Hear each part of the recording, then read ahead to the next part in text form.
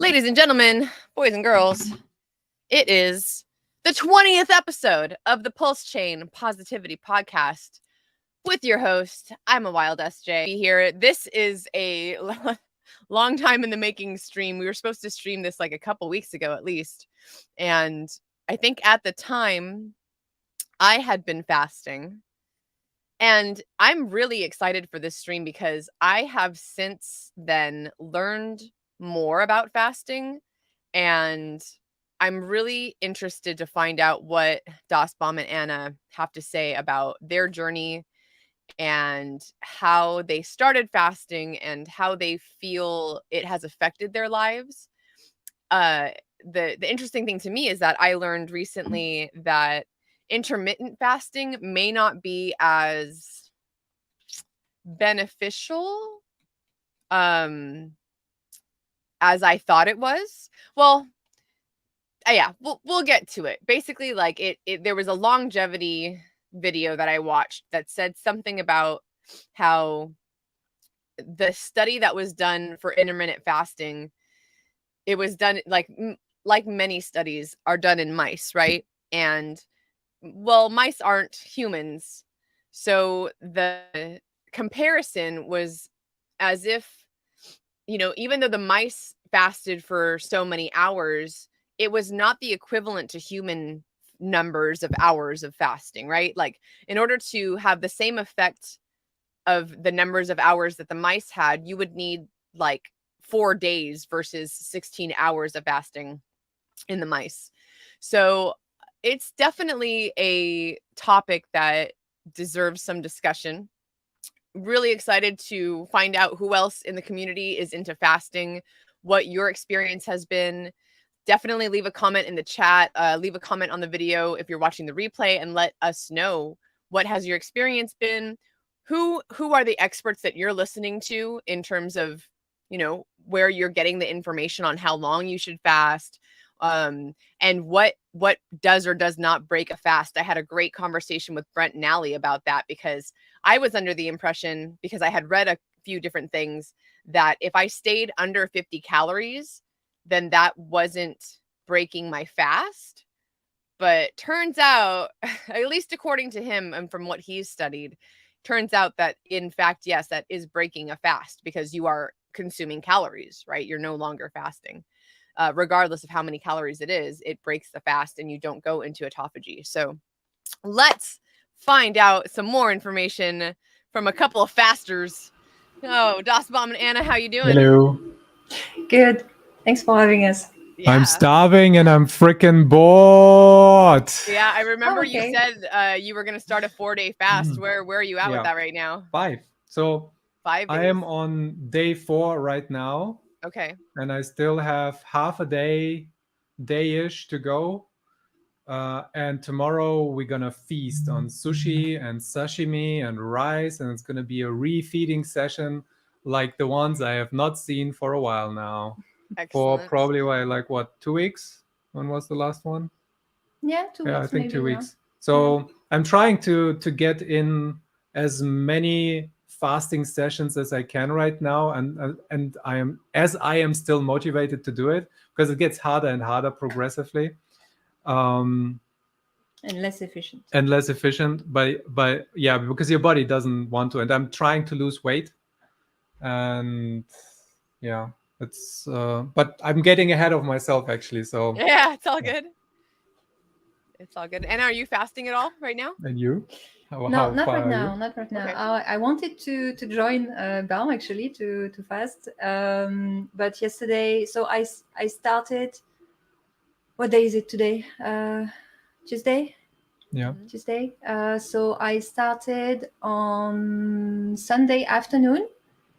And then on Monday afternoon, I actually ate some protein because I wasn't feeling it. I was really low on energy. I had some headaches, and I think it's because the withdrawal from carbs and glucose was higher than usual because the week before I had my periods, and usually around that time I'm just eating more carbs and glucose.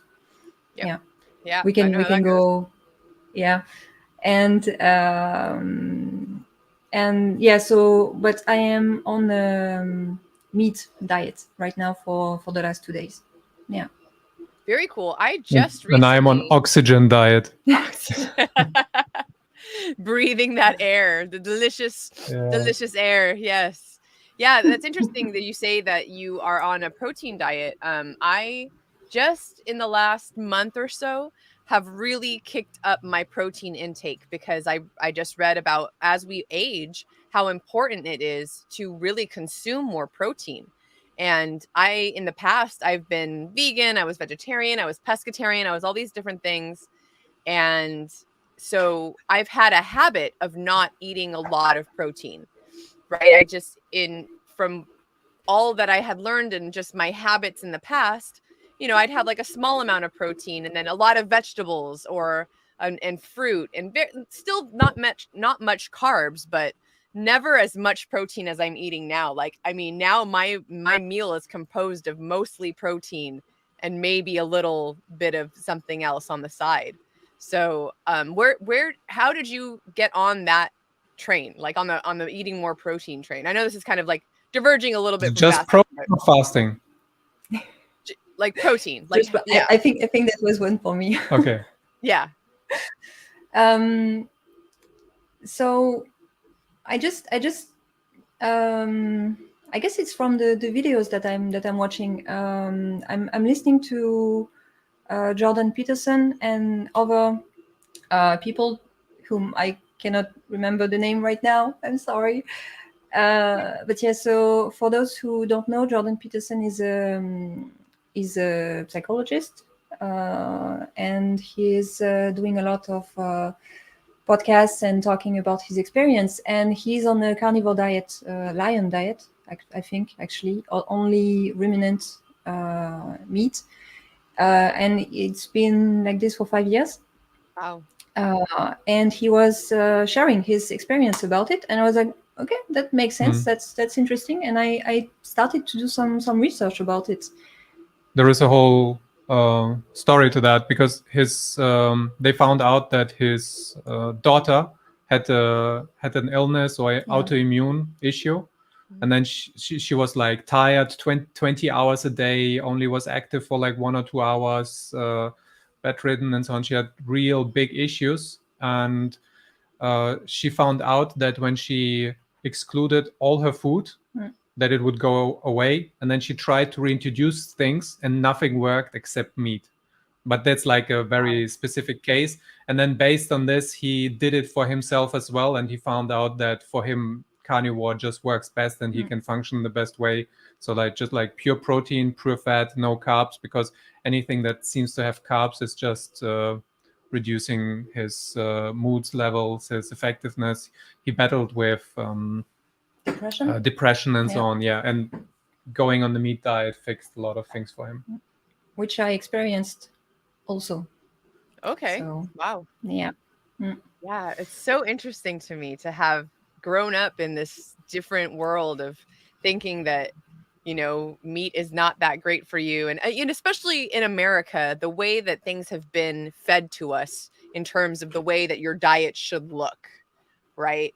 And it's like all pyramid. These carbs and everything at the bottom. And, that I don't even know if that pyramid, I know that they've changed it since I was in school or whatever a little bit, but it's still absolutely not correct, right? And how do you guys feel about the differences in people in general? Like, a lot of people, when you say, I eat this way or I eat that way, I feel like, and this is something that I haven't really looked into much, but maybe you have, is there a better way for everyone to eat? Or do you feel like it's more it's an individual process, right? You have to find out individually what works for you.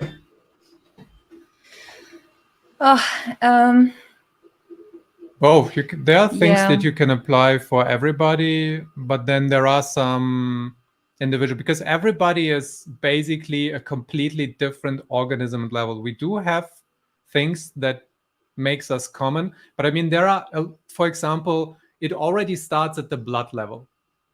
Not even, you don't even need to go down to DNA. Just how we process food, the different kinds of blood that we have, A, B, zero, A, and AB.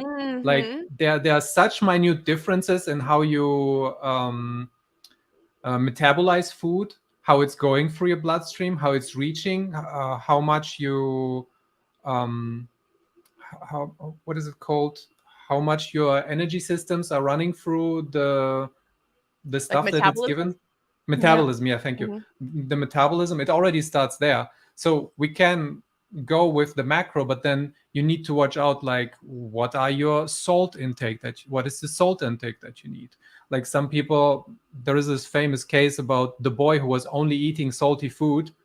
They didn't know why, and he wouldn't touch anything without salt and would oversalt it. And they got him to a hospital, because hospitals have low salty food, because on average that's better. But for this boy, it was a death sentence, because the moment they removed him from food, he went into a coma and died. And then they later found out that his body realized that it couldn't store salt or something. One of his what is it called, the thyroid? What is the thyroid? What is the type of organ? It's not the thyroid, but it's a... I know what you're talking about. Drüse. I don't know the English word, actually. Well, I have to look it up. I know. I think not nervous system. I think I gland. know. Gland. It's a gland. Gland. So there is like some gland that couldn't deal with the salt. And because of that, his body was constantly aching and constantly trying to replenish the salt through intake. Yeah, so we have this innate understanding of what we need and what we want, but we don't necessarily know it consciously. And sometimes we need to break out of this fat, out of this pyramid cycle that you described with the carbs and everything, to reset and understand what do we actually feel, what do we react to. And this boy died, unfortunately, because of this, and I only found out afterwards, like, that is sad. I'm glad you brought up talking about the blood type, because that is actually the first book I read that had me really realizing that maybe I need to include more meat in my diet. That kind of got me on the path to saying, oh, well, I don't need to eat all the different kinds of meat, but maybe there are specific types of meat that are better for me that I can look into. I'm going to link the book because I really enjoyed it. I don't follow it to the letter, but it was something that really kind of opened my eyes to learning about different ways of nourishing myself based on my blood type, right? And the coolest thing for me was that all of the meats that are recommended for my blood type, I'm O. And it doesn't matter if you're O positive or O negative or AB positive or negative. It's just the letter itself, right? So all the meats that it recommends are meats I love: elk, venison, bison, beef, like all that gamey stuff. And for like the year or two before then, I was living in Texas, so lots of my friends are into hunting and things like that.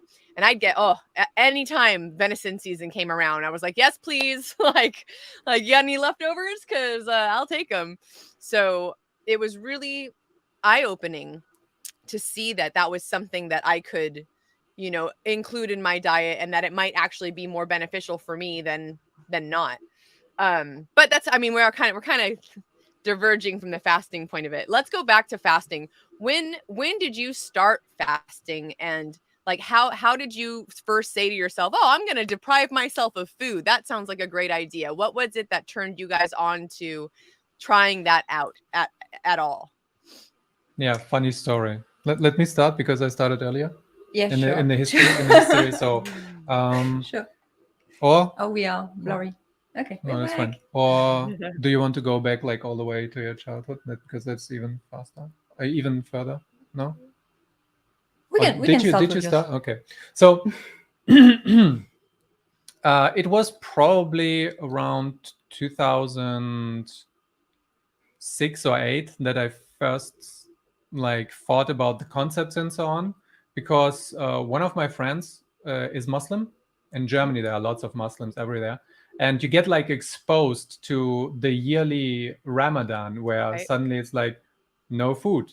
Why? What the hell is going on? So I questioned that, and I wanted to experience what is it all about, and I started to research it. I started to think about it, and then it took me a few years, but then I came back to it, and I started. I think it was the first time in 2010 or 11, maybe, that I started. So it's been like more than 10 years now that I've been exposed, and the Ramadan is actually an intermittent fasting where you don't eat from sunrise to sundown, which basically makes it like 12 hours or so. But if you don't eat in the morning and get up at like 6 a.m. before the sun rises, then it's like a 24-hour 24 fast, hours. because the last time you ate was in the night before. So yeah, so it's a full 24-hour fast basically. This is the first time that I got trying it out. So you do it for 30 days and then it's done. Then you eat normally again. And you are not allowed any food or water during that time window. So Wow, water yeah, too. yeah, water too. So That's intense. it's like intermittent dry fasting. And just Okay. quickly to interject, so there are different kinds of fast. You have the intermittent fasting, which is just restricted time window, but you still eat. There is the full fasting, so you go like 1, 2, 3, 4 days without food at all. And then there is a difference between the dry fast and the water fast, where you still have with the water fast, you still take in fluids, which helps to evacuate all the unnecessary stuff that your body still has. The more fluids you take in, the more you can get out, and it helps also with what are they called? The little minerals, Electrolyte. electrolytes. Thank you. It helps with the electrolytes and so on. So I started with that, and then I went for health. I went into down this rabbit hole where it's actually healthy. It helps you reduce weight. There are longevity benefits, and I found all these things afterwards, and I just increased it over time. So it's, you start with intermittent fasting, then you go do like 1 or 2 days. Then I found out about keto diets, which helped supplement the fasting, about the whole ketosis process and insulin balance, and the longer fast, the difference between the fasts, and then I started to go longer and longer and longer. My most of the times I do like 3 days, 3 to 4. So now it's 4. I'm ramping it up today to 5. I did 5 2 weeks ago, or a week ago, and before that mine was like 4 days, and the highest one I did was 7 days, and I did 5 days dry fasting. That was the hardest that I did. Yeah. Man. Funny side point though. It sounds kind of hard to do the dry fasting, Yeah. but actually, if you don't eat food, you don't need that much water, because most of it is used for the metabolism and for dealing with all the fluids and with the foods that you're eating right now. So once you stop eating, you actually also don't need that much water anymore, and you're not that thirsty. Yeah. So, and your history? Yeah. Mine is a bit dark. Oh. Okay, so I started as a teenager. I was depressed all the time, from teenager till I was maybe 25, something like that. I was struggling with that a lot, and I started fasting for the wrong reasons. I had issues with food, and I would stop eating. I was like, okay, I'm just not gonna eat. And I've realized that as I was fasting, after 2 or 3 days, my brain was functioning better, which was maybe kind of not the best thing to realize because then I would do it more often. But again, it wasn't for the right reasons. I had issues with the way I looked. I didn't like my body. I didn't like my life. I didn't like myself. And but it was really, really helpful for my studies. So when I would struggle on a project, I would just fast for a few days, up till 5. After that, I was feeling really weak and I couldn't function properly. So I would start eating again. Then I stopped doing that because I was out of school. I graduated and everything successfully. So that was good. And I started to work. As I was working, I was feeling a bit better. And I started to do some research, I guess, about that.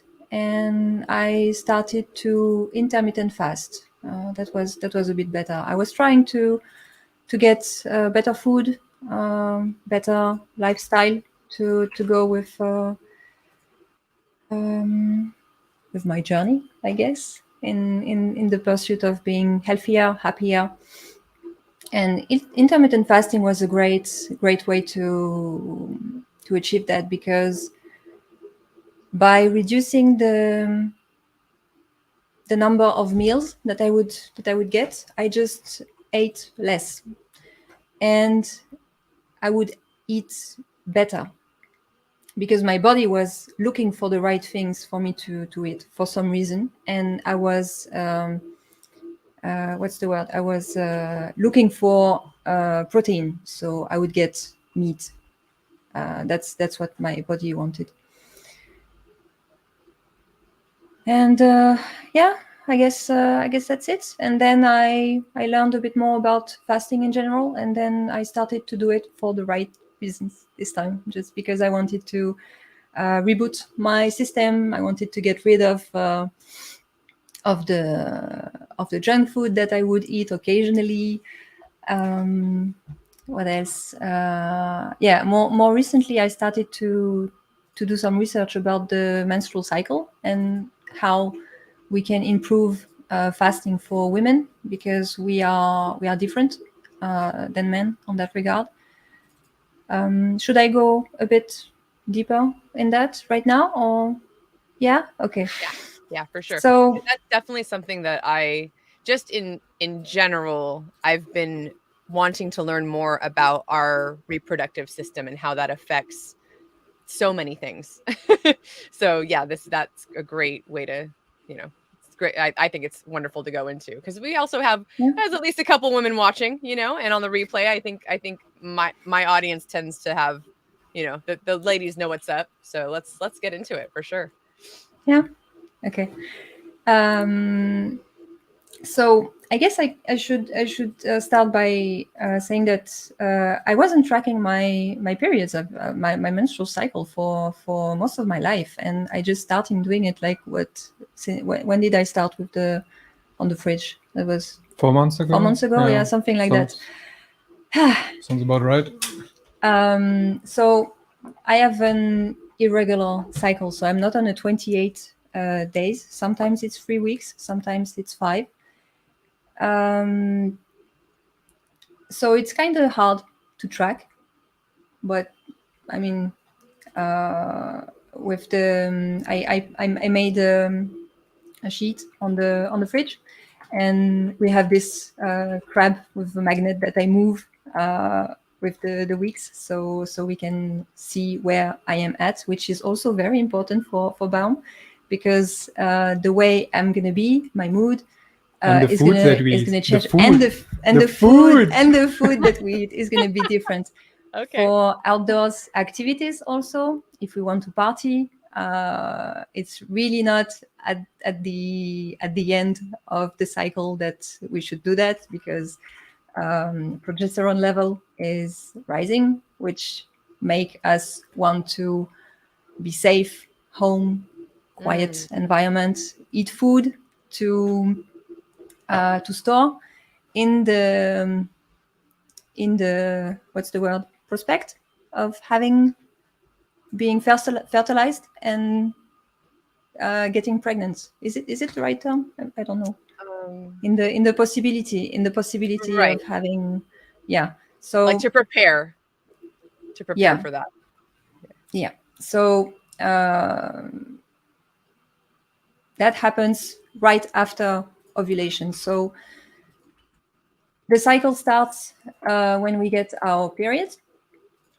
Then it's usually 3 to 5 days. I count a week.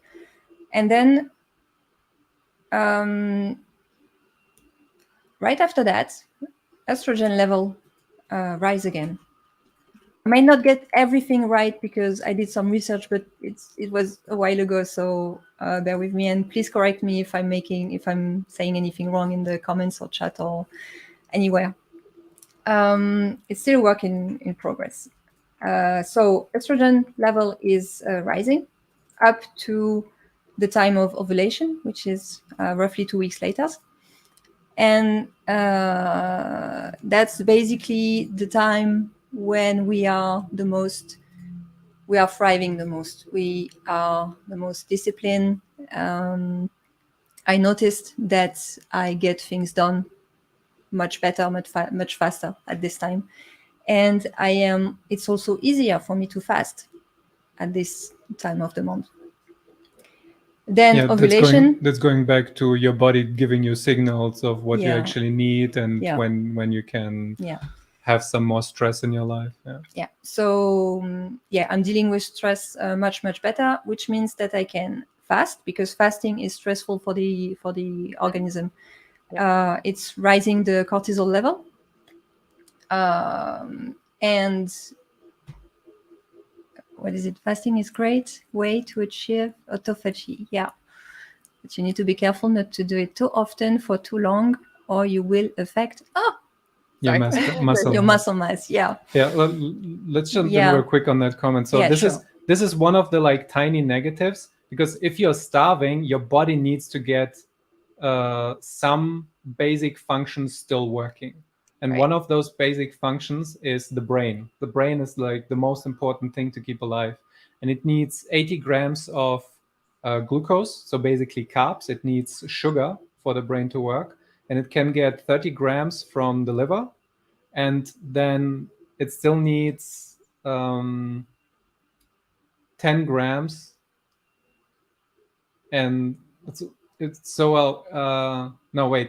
doesn't need the full 80 grams. It can go by with 50 or 40, and then 30 it can get from metabolizing stuff from the liver, and then another 10 or 20 grams it gets from the proteins, because it's breaking down the proteins and then using that with I think it was called gluconeogenesis or something like that.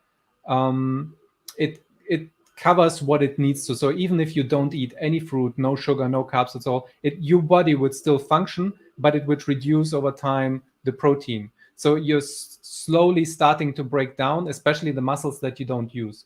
But there is, funnily enough, it's not as bad as this comment makes it sound like, because when your insulin levels are low, you also have this circuit in the body that is protecting the muscles with protein breakdown.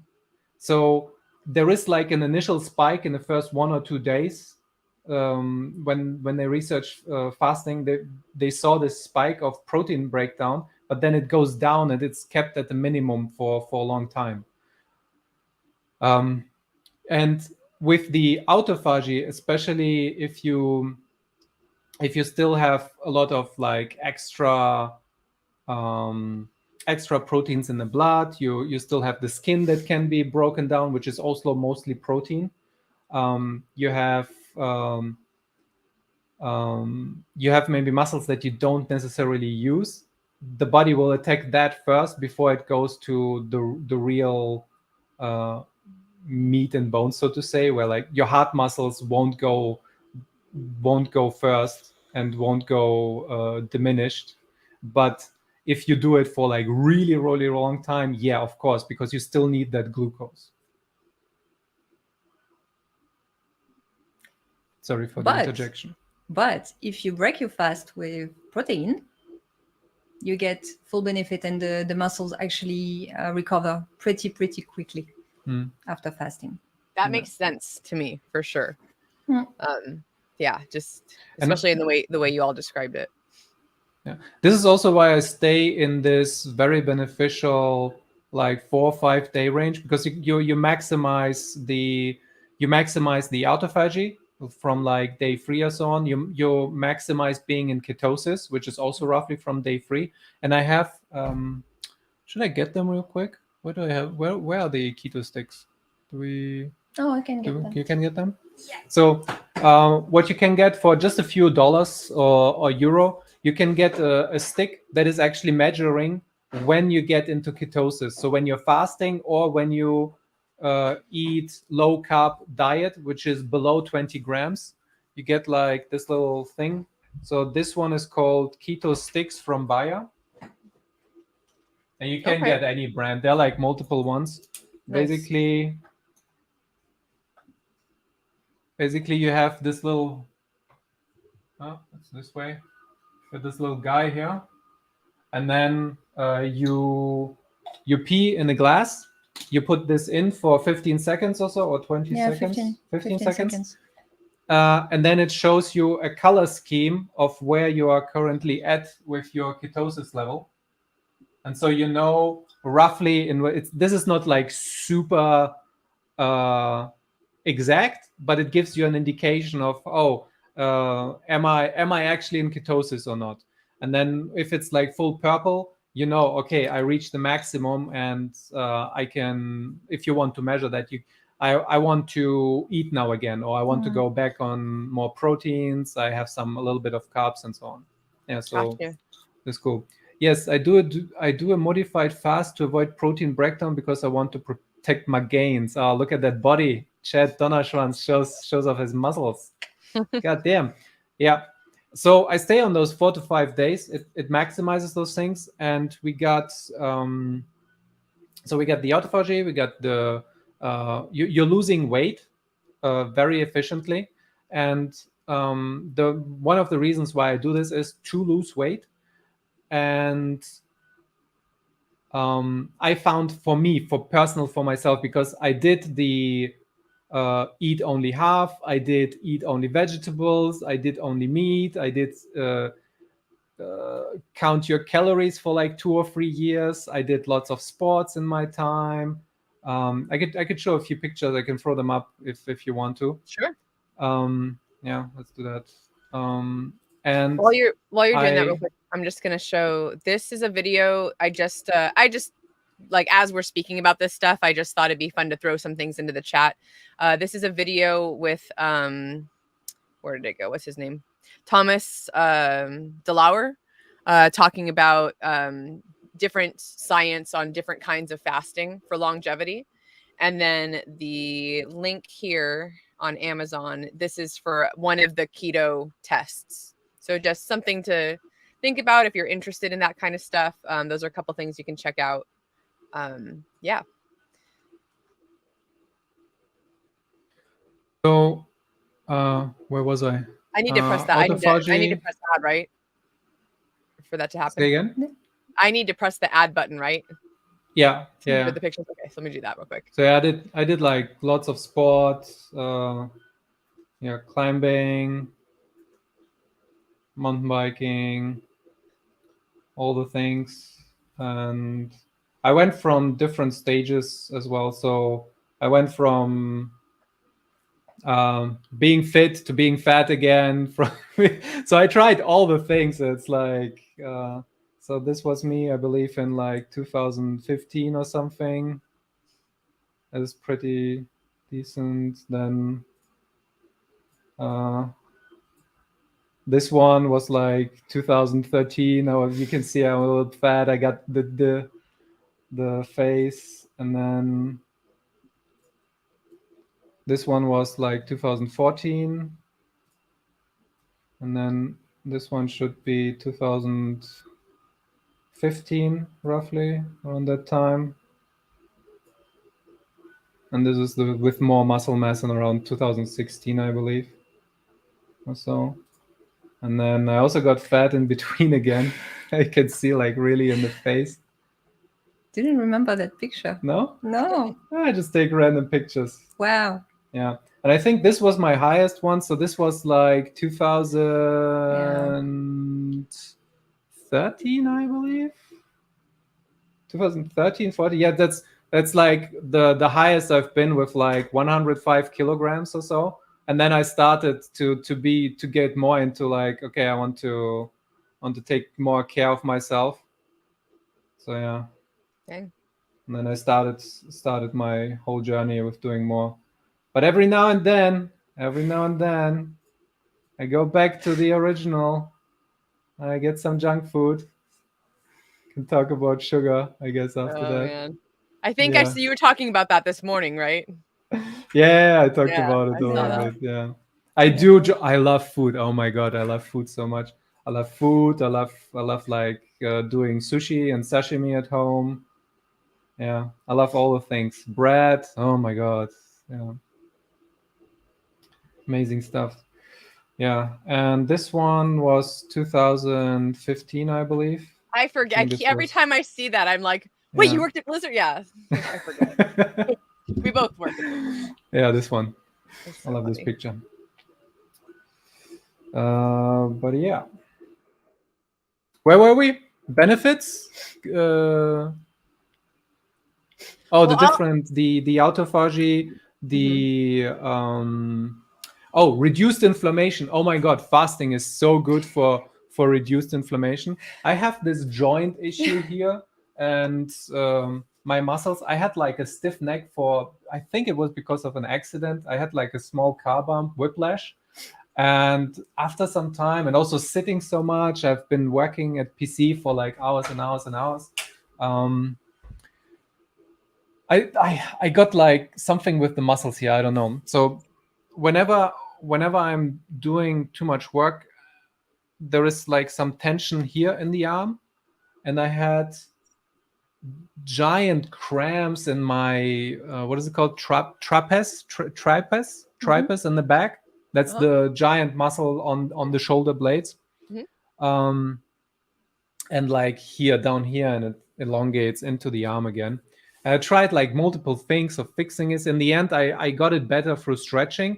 But anytime I'm fasting, the pain, anything in the joints, in my back, it just completely evaporates. It just goes away. It's like the magic cure, because with the reduced insulin, with the reduced glucose in the bloodstream, inflammation is just vanished. You can take so many pills, and I used to take those like there are those slight steroids that help reduce inflammation, and there are also non-steroid ones. Trapezius, yeah, thank you, Chad. But the fasting also has the same effect, and you can stretch more, you can move more easily. It's crazy. So the benefits of the reduced inflammation are amazing. Yeah. I guess it goes with the autophagy, because your body is just trying to fix everything, and then you also got the positive hormone release, the growth hormone. Yeah. Okay. And the growth hormone helps retain all the muscle mass, and it helps rebuild and tries to just get all the nutrients, all the energy anywhere where it can, and then stay in the retaining process as much as possible, so you can still actually go out, that you can still hunt, that you can still be active, because that was very important when you didn't have time, when you didn't have food in the past, like tens of thousands of years ago. You had to be uga, you had to be active, and you had to be able to hunt again. And this this state gives you like this extra kick after 3 days, where you got so much more energy from the ketosis, from the ketones, that you're just hyperactive. And yeah, I think that is about the benefit. Do you have any other benefits that you would like to share? Maybe I can finish on the Oh, menstrual cycle. That was like a complete Oh, side yeah. tangent. I don't We know. got sidetracked, got derailed. We'll come back to Yeah. this question. I'm gonna star this and we'll come back to that too. So yeah, go Okay. ahead, continue. Where was I? Ovulation, and then we start to nest, I guess, to rest, just in case the body is the egg is fertilized. So past ovulation, progesterone is rising, and apparently women need a bit more glucose for this to happen properly, because if we miss glucose, the body is more stressed out and we make cortisol, and cortisol is preventing progesterone to be produced efficiently. And if we don't have enough progesterone to deal with that moment in the cycle, it can lead to more painful periods, and I experienced that. And actually, since I started to follow that kind of diet and be mindful of my glucose intake right before my periods, The sugar munchies. it got better. The sugar munchies. Yeah, the sugar munchies. So interesting. It's I Bill, not want the really sugar. carbs. It's- I want the carbs. So maybe we it's can address actually. this comment too from Susie. Oh, what do you think of Glucose Goddess? Yes, I love her. I love her. So she's French, actually. Yeah, we do that, by the way. We do the Yeah. fiber, and Yeah. so breaking fast. When we break fast, we use vinegar, water.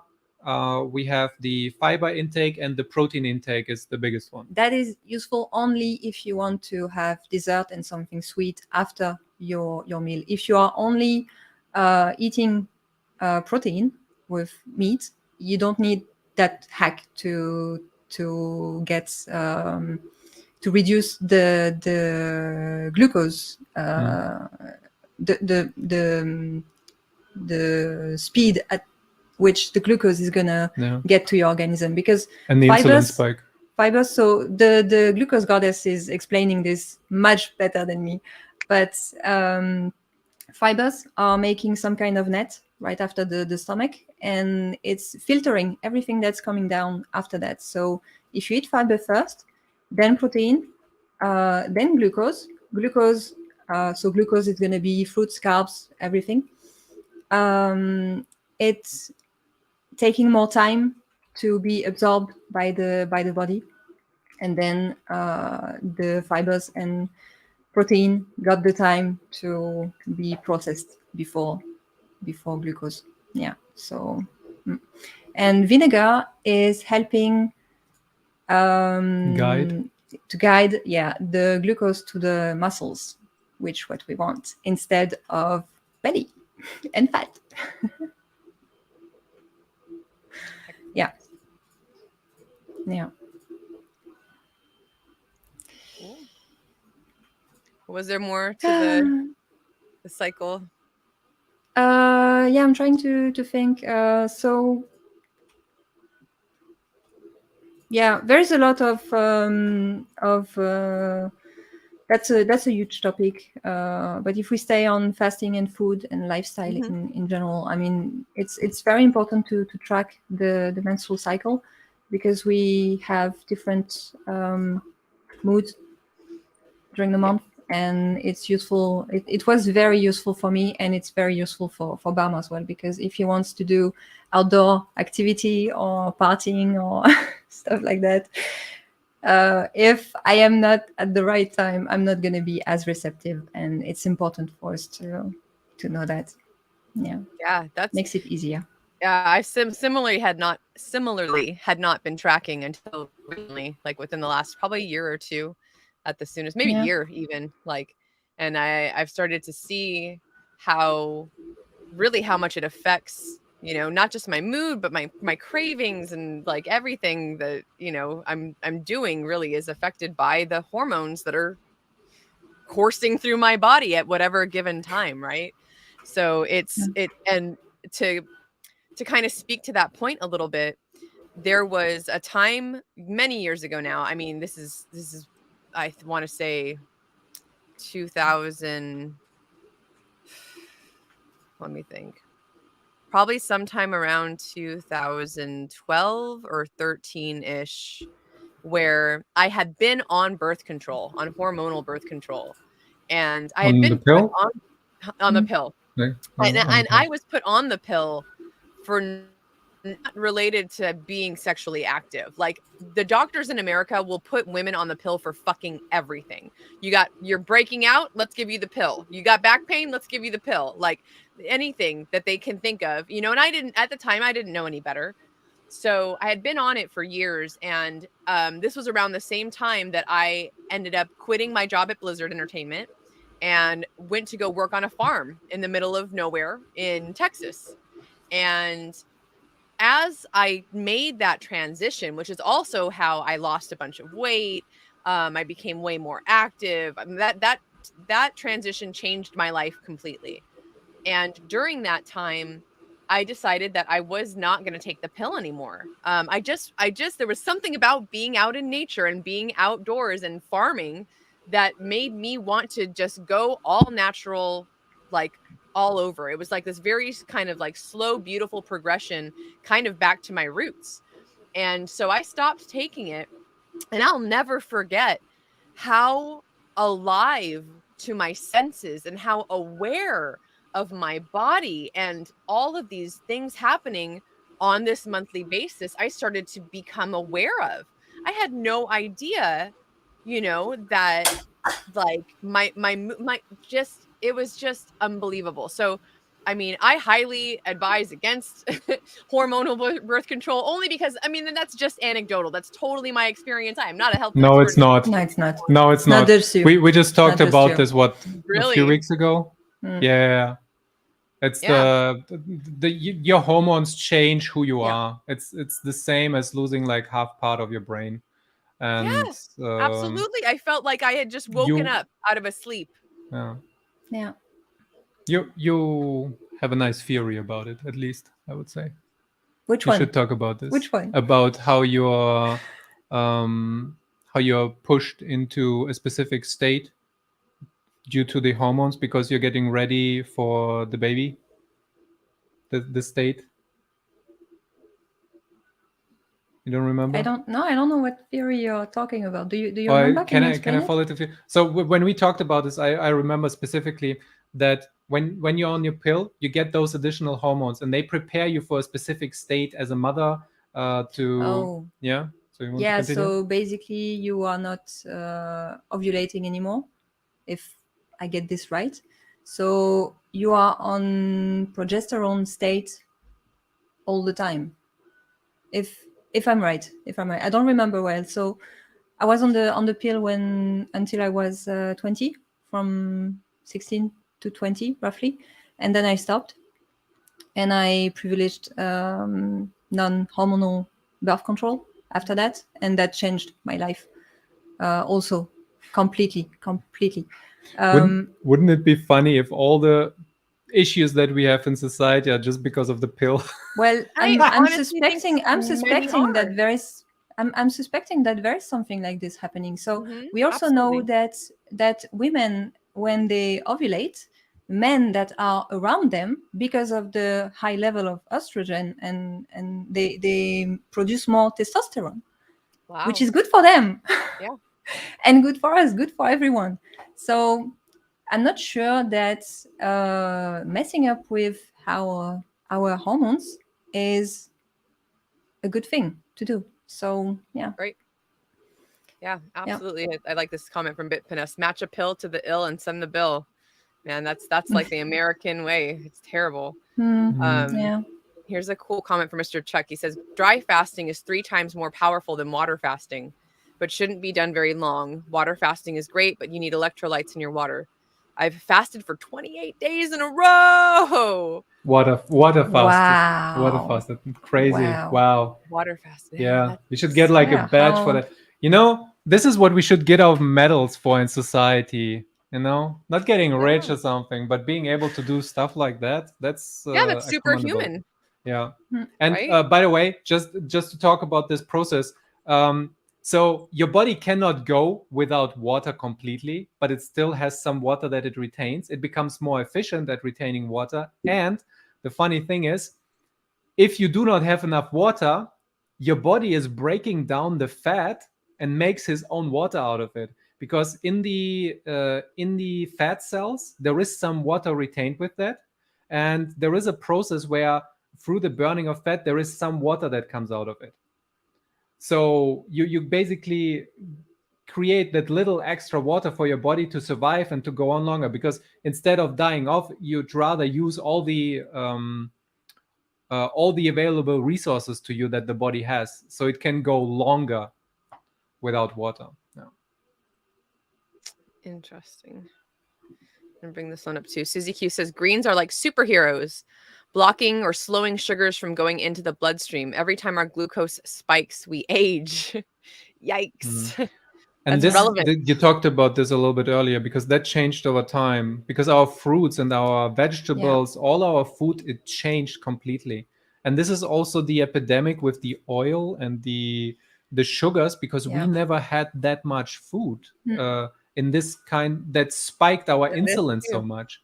The whole insulin system is it's so sad for all of society, because the moment your insulin spikes, your body, the only thing that it can do is store all the shit, all the negative things in fat. It cannot burn fat, it cannot do anything else. But once you are on low glucose and you're in ketosis, then you can start metabolizing the fat instead of just accumulating it. And you wanted to say something about that? Fruits and vegetables. Yeah, about how it changed. changed over time. Yeah, so I'm very mindful with the fruits and vegetables that I eat. First, I eat the whole fruit or vegetable because there are the fibers in them. Mm-hmm. The Can thing you bring is, up my screen again? Yeah. This is what watermelon looked like. What was it, like 200 years ago? When was the painting? I don't have the Renaissance. That's like a few hundred that? years. When was that? 1500s. I very that bad with. You shouldn't ask me anything about this.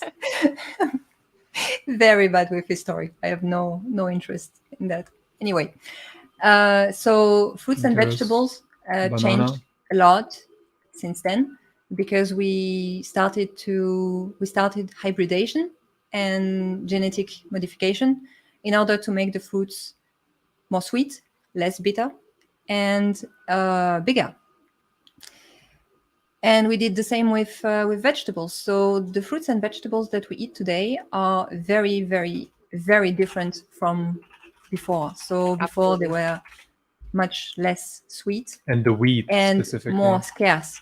Also, we have access to fruits and vegetables all year round, which wasn't the case before. So it changed so fast that we didn't evolve yet, at least yet, to be able to deal with that properly. So we still have the what's it called, the reaction, I guess, from high glucose intake. So I am very very mindful when I eat fruits and vegetables. Yeah. Yeah, bananas as well. So many different things. Yeah. Like, yeah. That's why when I haven't done this recently, but I used to only get the small bananas, the little ones, because that's closest to what they originally were like. Yeah. I mean, it's okay. It's not that bad. It's just that I'm just being careful in the quantity of fruits and vegetables that I eat, and it's a real craving, actually. Fruits. I'm just like, if I start to eat fruits again, I want more. And but after some time, if I'm not eating fruits for like 3 weeks, I just don't want fruits anymore. I don't need them. Your system, Yeah. your taste buds, It's rebooting. everything resets after a prolonged time. So if you eat just bland food and one type of food, there is these types of diets where you just eat like for 2 months only carrots or only potatoes, and then this resets your taste buds completely, and then you have an understanding of what you like, what you don't like. And fasting has a similar effect, but it goes much faster, because after just a few days of fasting, you have a completely different understanding and taste to what is sweet. Like when I fasted for 5 days, I don't want the hyper sweet taste of like Nutella or ice cream or I don't know what else, like chocolate or something, because it just shoots up into your brain. You're like, whoa, sugar rush, let's go. But when you have just like a normal fruit, you're more okay with it, and you actually desire more the natural fruits. You want something that has fibers in it. You want to chew on it. You want the meat, and chewing very important. You become we like can get to that after. You become like a carnivore. You want that meat, and you're like, oh, your water runs in the mouth. Oh yeah, I'm feeling that right now for sure. Having added a lot more protein into my diet, I'm craving it. Sorry, one more point. But the funniest thing is, you only have the food craving when you're fasting only for the first 2 or 3 days, and then it goes away. I mean, overall, when you start out with just intermittent fasting, 1 day, 2 day, 3 day, over time, over like months and months, you get more and more accustomed to it. But the craving is usually just there in the first days, and then you get this state of pure bliss. You don't need food. You are not hungry actually when you're fasting. That's one of the misconceptions. Like the natural hunger, it comes back usually after like 7 days or 10 days, where your body starts to growl, and it's like, now you really need to eat. You need to start looking for food. But this in between phase of like day 3 to 7, it's like total bliss. You don't want anything. But it's boring. It's so boring. Like you want just to chew on things and have something tasty in your time. But on the other side, you also have lots of time, because you don't need to wash dishes, you don't need to prepare food, you don't need to socialize, you don't need to go out. Pros and cons, I guess. And sorry, I interrupted you. You wanted to say something to that? Oh no, I was basically interrupting you. It's fine. All good. I just wanted to make a quick random point unrelated to fasting in any way, shape, or form. This is the 4th person that I've had to block on this stream today. So for me, that's kind of bullish, because I feel like a lot of the like scammy bot kind of people, they start kind of coming around when things are gonna start getting more active in the space. So bye bye. I saw a chart just recently that 50% of the scams are just phishing and people clicking on links, like lol. Yeah. Well, then I wanted to address this comment, because I see this question asked often. Now, for me personally, did you say don't do it? Don't do it. Interesting. Okay, because it's too harsh. I wouldn't. It depends. I can't remember it depends on people.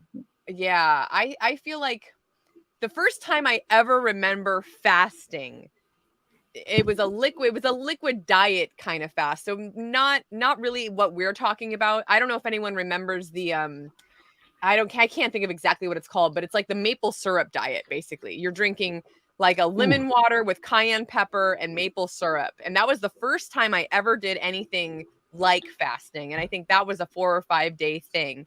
So I had gone from never really fasting to trying that out. And that was just kind of crazy. So yeah, I'm curious, what do you guys think about that? Like what are the steps in that process? Like how long should you go? And then how long should you go the next? Do you have to work your way up to that? Well, I guess it really depends. If you're busy, if you have things to do during the day, if you are very active, because if you're moving a lot, fasting can be hard.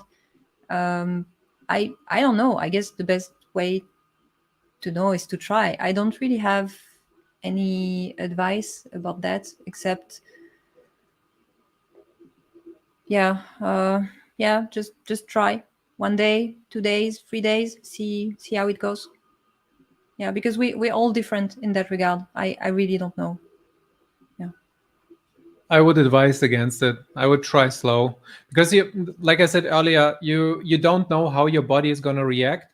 And what I experienced, for example, is the keto flu when I went longer. And for the first time, you might not be aware that it's like normal and your body needs to adjust to this kind of stress levels that it probably never had experienced.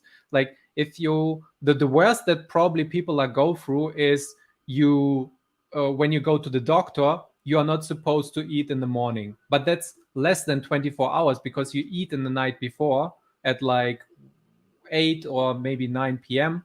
for most people because they know, oh, I'm gonna fast, so I'm gonna have a late dinner or something. And then you have your appointment maybe at 9 in the morning, so basically it's a 12-hour, maybe 14-hour fast or whatever you do.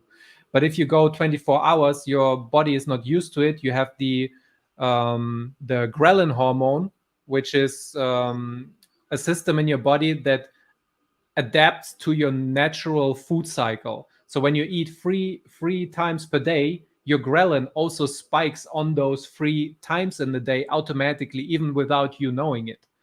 And every time the ghrelin spikes, you also get hungry. So you have all the like negative effects of food and thinking and trying to scour for food. You go to the refrigerator automatically. You open the door and you're like, what am I doing here?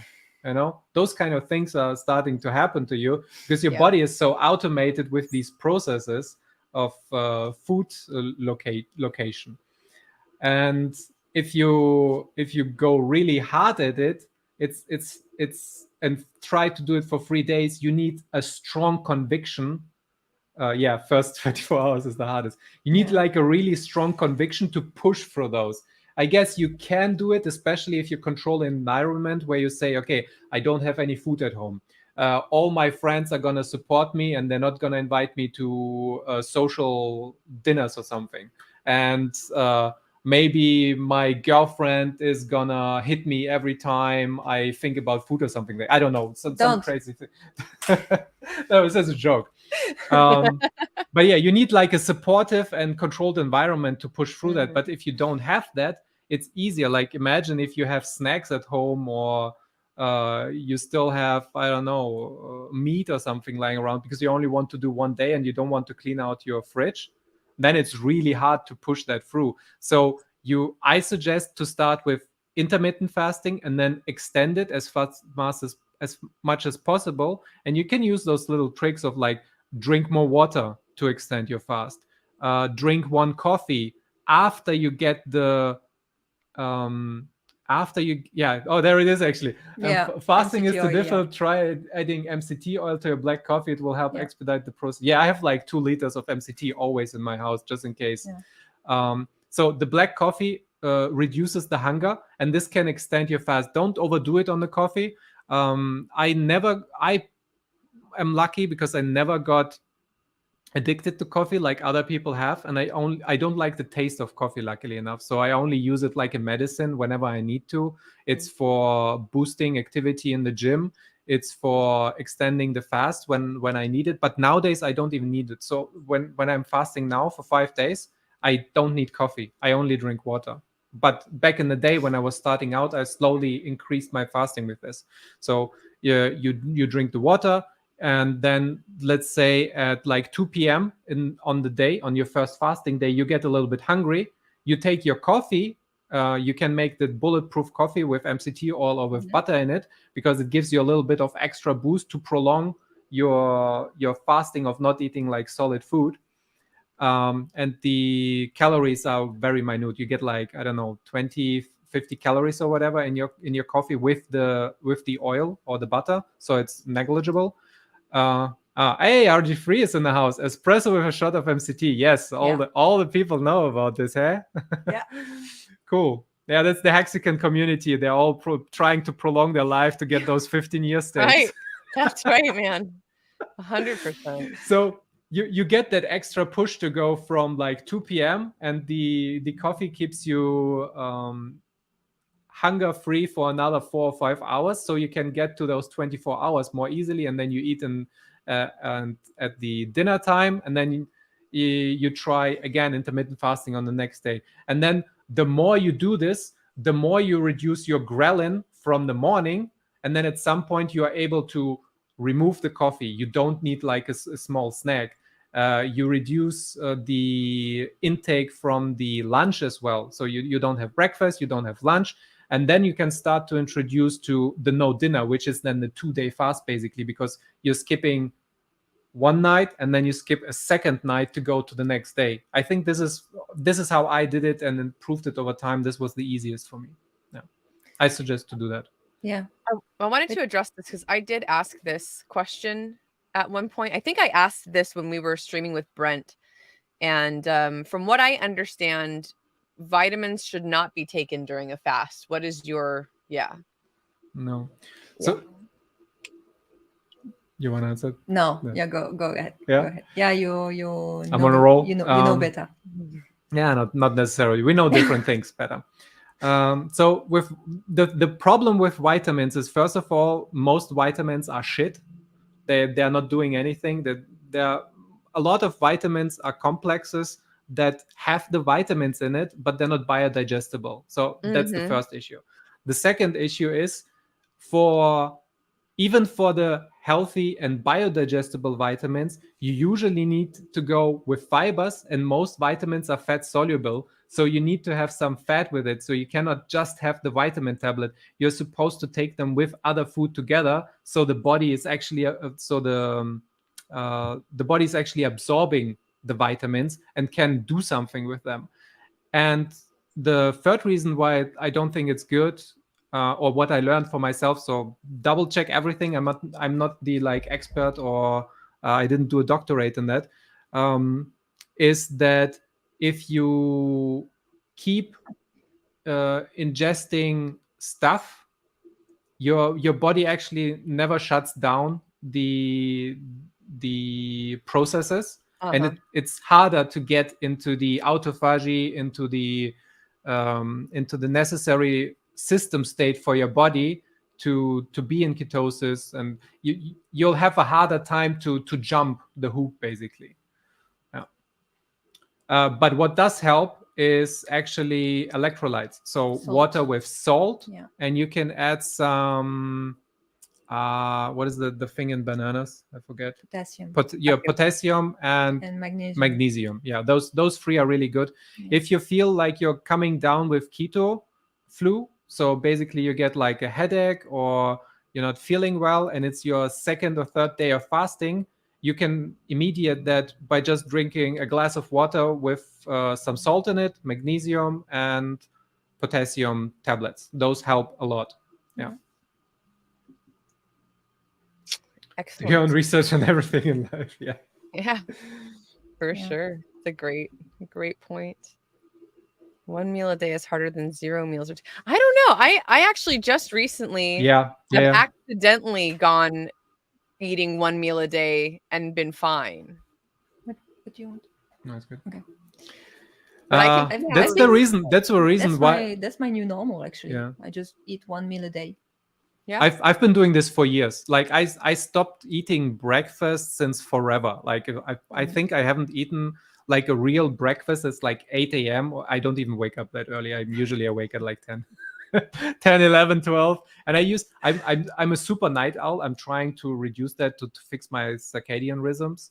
And it's been going pretty well, because my like normal go-to, especially as a game master, was staying up till like 4 a.m. and then go to work at 10 or 12. I would like burn the night lights like crazy. And I really enjoyed this. I was really a night owl, and I was going out to the clubs and everything. But it fucks with your social life and with your body in general. You get like this this muddy feeling in the morning because your rhythm, you don't get the blue light in your eyes to wake up, and on all those issues, secondary issues. But I kind of lost my point. Where was I going with this? The 1 meal a day. Oh yeah, one we meal a were day. talking about 1 meal a day. So I removed the meal for so long that I think I don't have a ghrelin spike at all in the morning. My spike for like my breakfast, so to say, is at lunchtime around 12 or 13. And when I'm working, most of the times even forget it, and I eat at like, I don't know, 3, 4 or something for my first meal. So I'm basically intermittent fasting every single day, unless we plan to do something like going out to what are they called, if brunch, to like brunch or something. Mm-hmm. Yeah.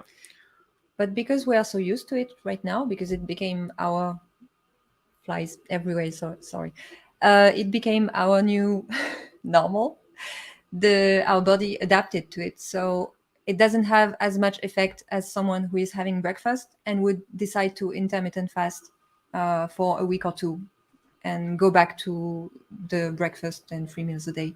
So for us to activate the autophagy again, we actually need to fast more, just because we adapted to it. Yeah, Yep. it's interesting we're talking about this, because I've noticed I've actually been trying to shift my fasting schedule in general, because I work out in the mornings and I usually work out fasted.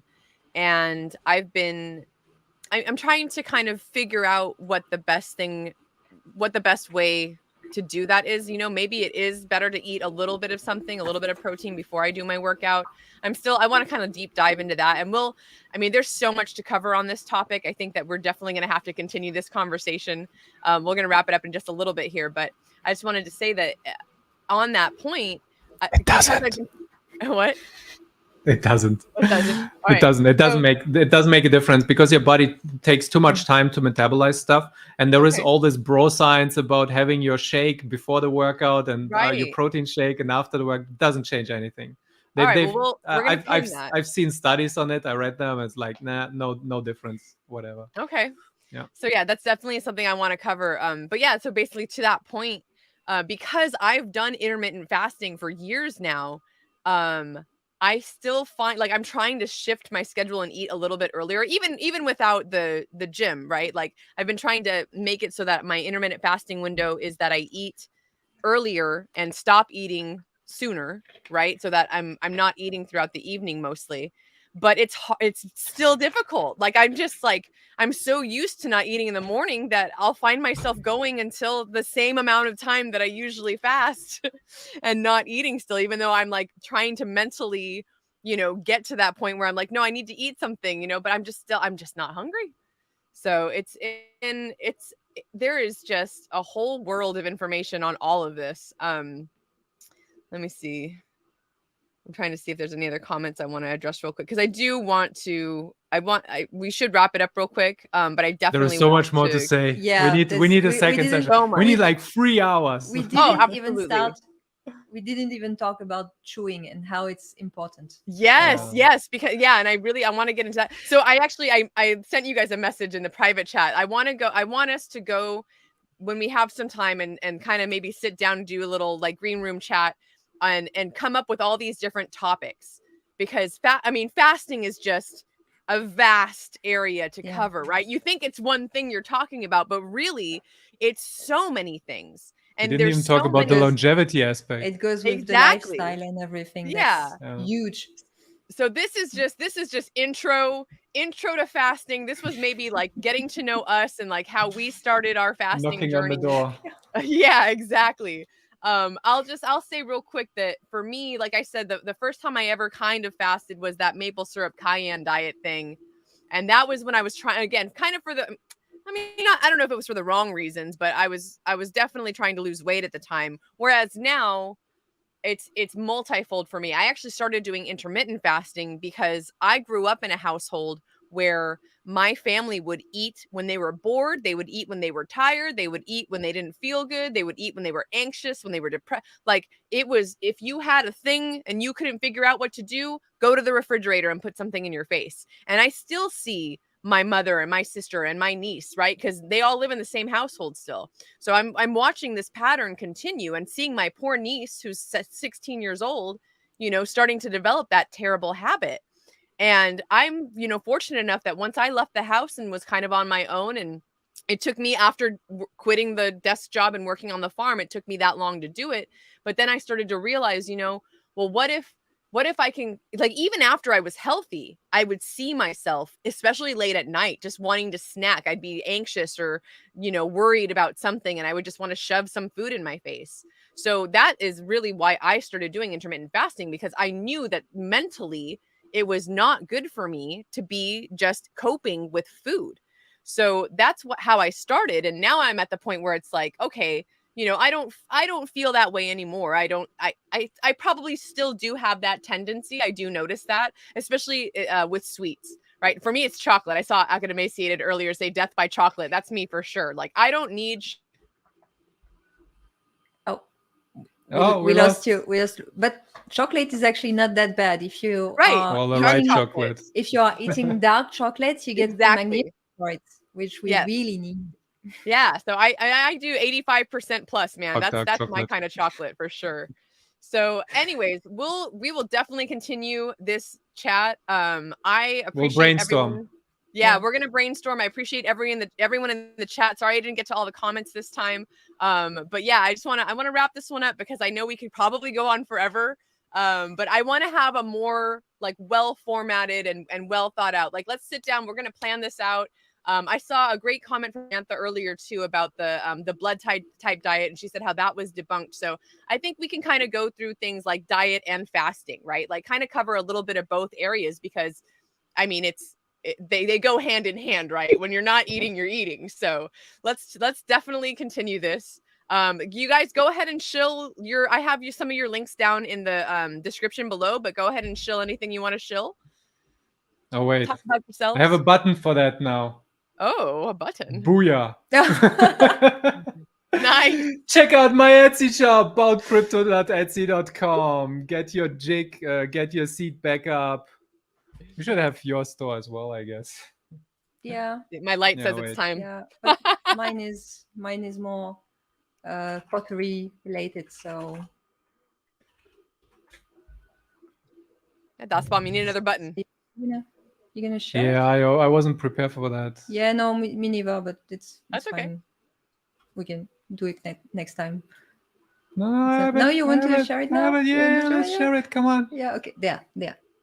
Click there. There. Yeah. Okay, this one. Do I need to add the pop up the yeah. Yeah, so this is my shop. So I'm working with Baum on the jigs, and on the side I'm having my my own business. Ooh. I am making tools for pottery. Awesome. Yeah. That is super cool. It's very nice. Yeah, I like it. Very unique. That's a really, really cool niche in the 3D apparently it's a niche. Yeah. I did not expect this to make people happy, but I guess they like it. So yeah, very nice. I'm happy because it's very useful. I was basically trying to. This is me. I was basically trying to find a better way for me to do pottery. Okay. And to work faster and better. I love that. I didn't even know you did pottery. Faster, stronger. Yeah, I had multiple lives. Yeah, no, for sure. You're a multi what's the word? There's a word for that, like a multicultural, not multicultural. Yeah, I don't know. I like something else. I like to say that I'm an artist, whatever that means. I just do anything and everything that I'm interested in. Awesome. Yeah. I love it. Renaissance woman, something like that, basically. You're just Renaissance woman? Okay, yeah, I don't know what that means. You're just able to do all these different things. All right, well, my light's saying it's lights out time. Yeah. Thank you guys for coming. Thank you, everyone. Thanks for everyone on the replay. Thanks for having us. Thank you. Subscribe, comment. Let us know how you feel about these topics and what kind of questions that you want answered, and we will get to them. Have a great day, everyone.